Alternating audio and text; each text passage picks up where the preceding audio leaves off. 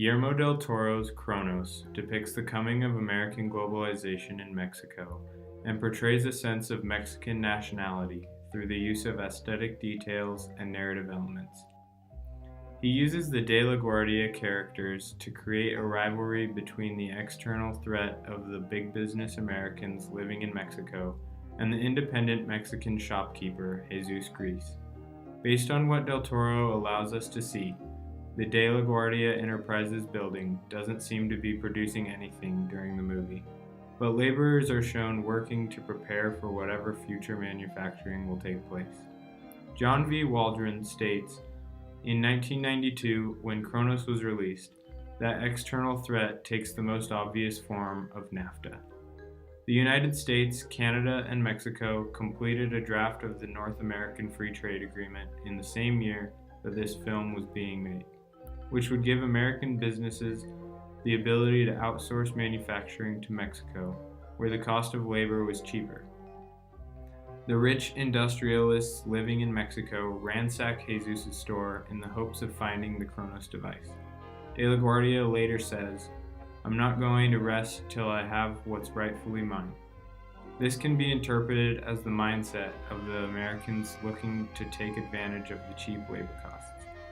Angel de la Guardia and his uncle are often shown from a lower camera angle looking up. But Jesus' character is a protest against the Americans and a representation of Mexican nationality, as he stands up to the De La Guardias by going to their building and confronting them and later fighting them. Costumes are used to show the progression and alteration of Jesus' character throughout the movie. In the beginning, his everyday attire is that of a typical old man shopkeeper, including a mustache, suit, and glasses. But after his first injection from the Cronos device, he wakes up feeling much younger, so he changes his appearance to fit his youthful idea of himself. He shaves the mustache, gets rid of the jacket, glasses, and bow tie, and unbuttons his shirt a little, exposing his chest. Morgan Sinclair remarks, "Sometimes Del Toro reverses the usual presenting face of the archetype in some characters and hybridizes the presentation of many others.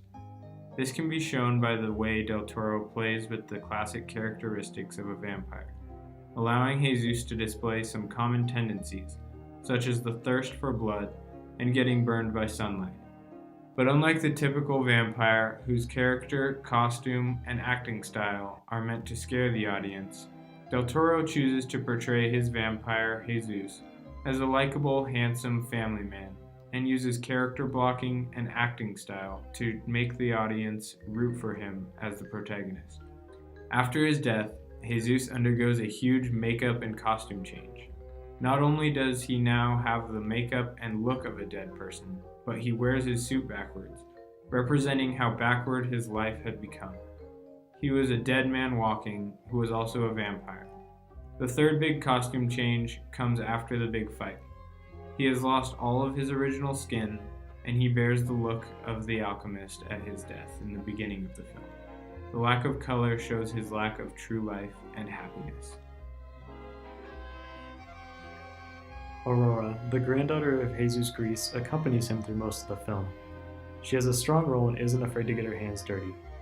During an interview conducted by Post magazine, Guillermo del Toro said, "The movies I've tried to produce, write, and direct, I'm very proud to say as far as I can remember I've never written a female victim, a screen queen, or any part like that.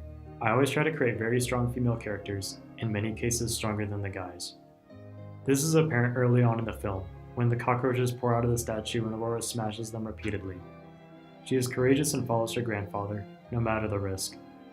This bravery leads her to save Jesus' life by fighting off De La Guardia. Aurora acts as a constant for Jesus, his light that keeps him sane and influences decision-making. This is seen through her appearance as well as her actions. Being the light to her grandfather's darkness, she is often seen wearing bright colors and surrounded by light. Even in dark locations, she always has a glow stick, acting as a beacon for Jesus. She seems to contrast the other characters in the film. She has many subtle scenes that show a youthful and creative side to the story. One of these being when Jesus returns after almost being killed, and Aurora brings him up to the attic and prepares a box for him. It is here that we get to see her paint the sun on the wall, next to the rest of her artwork. In this scene, we see a very clear separation between light and dark, with the grandfather in the box on the right and Aurora painting on the left, surrounded by lamps. The inclusion of the wall painting and the abundant usage of sculptures incorporates an interesting part of Mexican history. William Garnett, a well-known muralist, explains that the booming periods of Mexican artwork happened simultaneously with the 5 centuries of existence. These being the 16th century with its monumental architectural predominance, the 18th century with its fluorescent sculptural agitation, and the 20th century with its transcendent and revolutionary mural painting. Some elements from the Day of the Dead, a well-recognized tradition, can be seen in the film. Stanley Brandes, a researcher and Day of the Dead specialist, explains that, probably more than any other element, it is the prevalence of skulls and skeletons and caskets of all types that has made the Mexican Day of the Dead famous throughout the world. He explains how the skeletons are sometimes dressed by occupation and have some sort of musical instrument. I would compare these details with Jesus towards the end of the film. His skin becomes white, making his face look very similar to a skeleton. He is dressed in a suit, and he has the Cronos device with him at all times, which imitates the sound of a clock and has a golden finish, similar to the appearance of instruments. In conclusion, Cronos portrays the rivalry between American globalization and Mexican nationality through the use of narrative elements, mise-en-scène, costume design, camera positioning, color, character blocking, and the use of light.